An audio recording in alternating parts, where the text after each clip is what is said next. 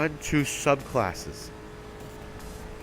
First thing is, it sounds like they will be revamping at least in the Titan and Hunter. They will be revamping the Striker and the Gunslinger class.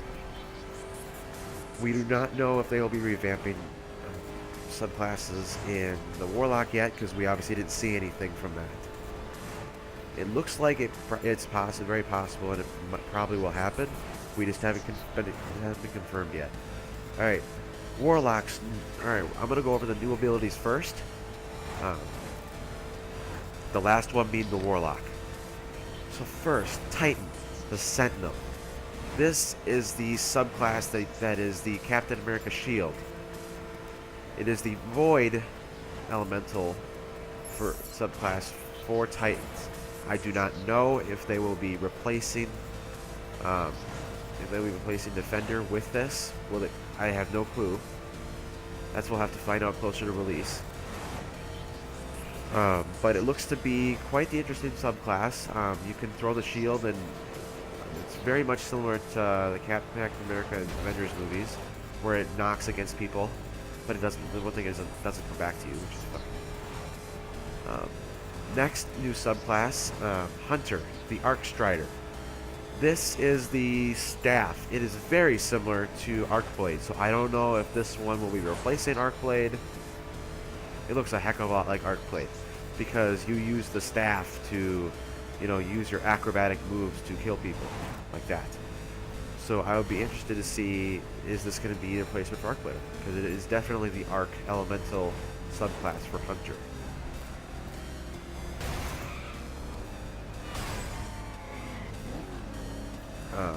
And then the final new subclass I want to talk about is the Warlock subclass. It is called the Dawnblade. And the Dawnblade is it kind of reminds me a little bit of Arcstrider, except the Dawnblade is not like a baton. It's more of a sword kind of thing. And you throw fire at your enemies. The reason I left this one for the end is because we've actually seen gameplay of the Dawnblade. You can find it all over YouTube, because it was a subclass used in the gameplay premiere, like when YouTubers got to try it out. The one I watched was from Mr. Fruit. So the Dawnblade looks to be this subclass similar to Sunbreaker, and also similar to Arcstrider. So you get to throw fire in the same way that Sunbreaker gets to throw their hammers. Although, from the looks of it, at the moment, it does not look very overpowered. Although it is early in the build, and we do not know max level or stuff what you figure out with it. So that will leave for a later time. But one of the coolest features about this, it seems, is it's a feature that's been in armor. That was interesting. It's been in armor in Destiny forever.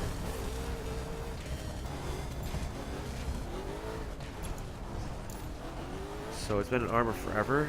It is Angel of Light, which I believe has been the same, what it's been called actually in armor. It's the perk, that's what it's been called. So when you are in the air and you aim, it holds you in the air for, I believe, 5 seconds, and then you drop. Which is kind of cool.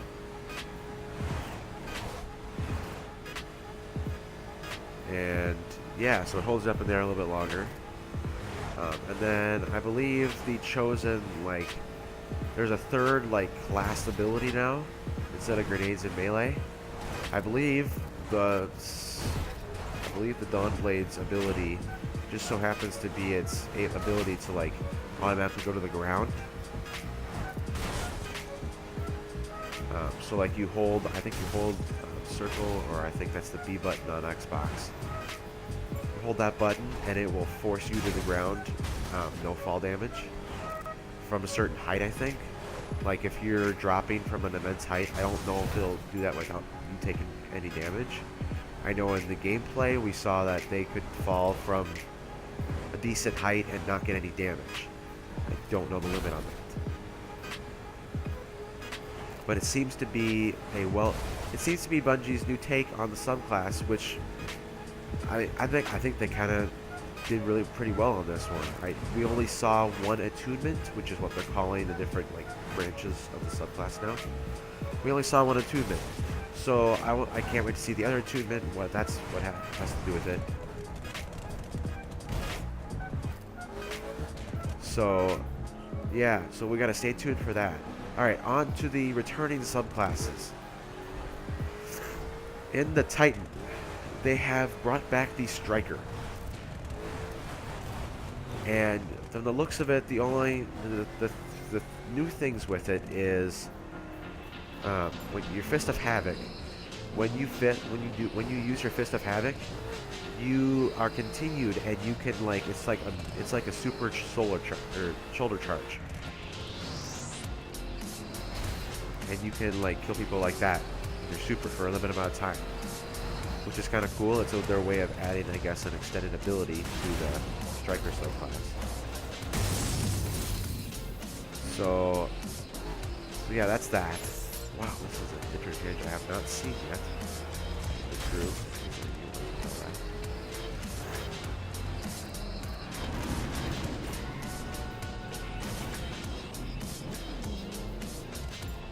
So yeah, and then it seems that shoulder charge is coming back, like as an ability.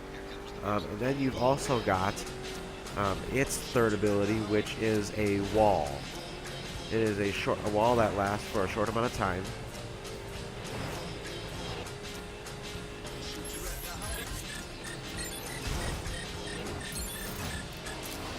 It seems to be a wall for a short amount of time. And you can either change it to that you can crouch behind it and shoot above it, or you can make it bigger and that you can you're safe. That's what it seems to be. That's what it is right now. Again, they don't have all the attunements unlocked on these, so we can't exactly gauge the full extent of the super and if what it's going to be like in Destiny 2, besides from what they've shown us, which I honestly would say is pretty good. I like what they're doing with the class. I don't like that they're bringing some of the old ones back. I wish it would have been all new, but of course, what else are you going to do with them? It makes me feel like it is a new super, like it is a new subclass. Like it's not just something they're bringing back, even though it is. So I hope you guys feel the same way about that. So, but obviously we'll get different opinions. Next old subclass is the Hunter. It is called the Gunslinger. You know it as Golden Gun. One of the new things, two new things. There is a new ability, so you know how sometimes you can either get an extra shot back, or you could make it one shot and have it be like a ton of more damage. The new feature, the new ability, is that you can make it 6 shots, which may sound great, and it sounds great for PvE, but in PvP, the super, I believe, only lasts for 10 seconds at most. I know because a lot of people were shocked by they had it and then it was all of a sudden gone. So they didn't even use one shot. So that's interesting. I don't know how that's going to be liked. It's obviously going to be probably a PvE ability only. Like people won't use it. They'll only use it for PvE builds, for like the raids and stuff like that. Alright, so that's it for the subclasses. I'm not going to discuss the subclasses anymore, not for PvP or PvE. Alright, on to the Crucible. Gameplay. This is a question that was brought up. This is a question that was brought up multiple times in the last few days, especially after Bungie announced that they were partnering with Blizzard, and that they would be the PC version of Destiny will be on Battle.net, which my thoughts are on that later. But alright, new game modes. So there are going to be plenty of new game modes, I said. I think there are going to be some that they're bringing back, and also plenty that are going to be new. The one that they allowed to be played during the gameplay reveal event, well, that was out of nowhere, was Countdown. And it's basically not search and destroy. setting bomb and destroy is if you set the bomb or you kill everyone, you win, stuff like that. And from the looks of it, it looks to be pretty good. It looks pretty fun game mode. It looks to be like elimination, except with an objective, obviously. And then another thing with game modes is they're all 4v4. Now, I don't think Bungie should have gone with this route. One thing that many YouTubers have brought up is, are they going to have a free-for-all game mode? Which I would hope would be a yes, but you never know. And I hope they do, because, I mean, if you're only going to have 4v4, that's not going to get a lot of support. Not a lot of people are going to play it, because they don't want 4v4. So, I wish you had a smaller one, smaller one to practice in, and obviously they'll have they'll probably have special events again. I would assume so. I mean, that was a lot part of keeping people in Destiny 1 was the special things. The next thing is the HUD in Crucible. So the objectives now, I would assume, since it's in Countdown, I would assume that all the objective stuff will be on the top. And now you can see opponent supers and if they're ready or if they're almost charged or whatever, and which supers they have. It doesn't say the player, but it does say on the team supers. And then it also shows the objective and some timers, and now Countdown actually has a respawn timer, which is like you only have a certain amount of revives. So if someone dies or you revive, it takes one away. Pretty simple. So yeah, that's all I have on HUD for that one. And we are entering. We are in Florida. We're in Cape Canaveral, Florida. To the bottom there. Social changes. This is a big one.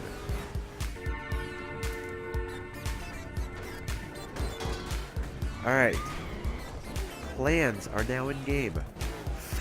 So clan banners, guided matches, which basically means there will be matchmaking, or LFG. So you can matchmake your own people now. Instead of going on sites, you can go right in game, and you can find guided matches, which is basically saying you can find your own group for a raid and not have to worry about going to like the internet to do it, which is a big step forward for Destiny. This is getting more to where most of us want it, because even though I'm part of a clan, it doesn't mean everyone's always on at the same time.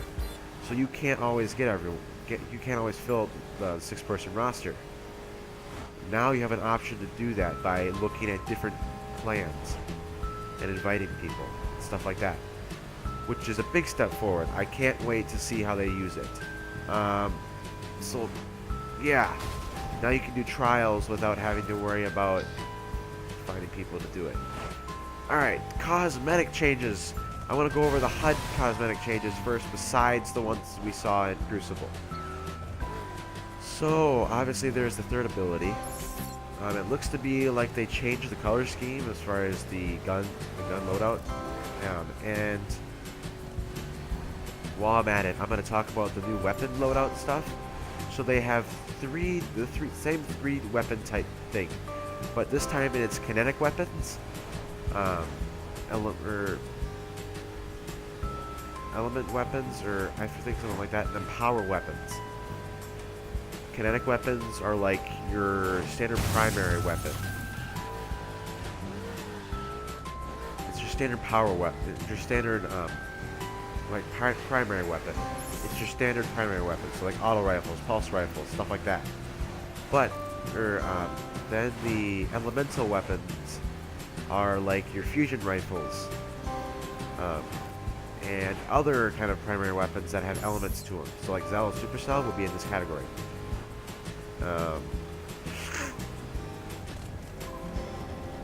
And then you've got power weapons, which is basically the heavy ammo, except they are basically solving the problem of shotgunners and stuff like this. Shotguns and snipers are now power weapons. So it's still the same way as in power ammo is the same thing as heavy ammo, so you only get it so often. So you can only shotgun now so often. Alright, another thing, big change that's been long wanted, is in-action destinations. So now, like, the director is the thing that they use to call, like, when you change destinations in orbit. Now, you don't need to go to orbit anymore to go to a different planet. You just go to your menu and click the destination, and there you're off. So, which is great. I mean, I can't wait to see how they use it, stuff like that. I can't wait to use it myself. Patrols are supposed to be much bigger now. They're supposed to have a lot different activities. Heard there's like lost destinations now. There's adventures. You can do stuff for obviously still like patrols and stuff like that. So that's a welcome change, and I like that. I think it'll be great to use. Then new destinations I went over. All right. Then there are some other things that I want to go over as far as the game goes.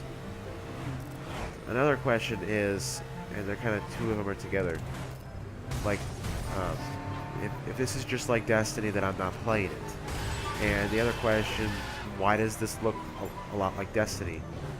Well, you got to keep in mind this is the sequel to Destiny. So, and the same, like, there are certain things that gotta stay with it because that's just the nature of the game. So yes, that is why the game looks a lot like Destiny. Because it basically is Destiny. It's just the sequel.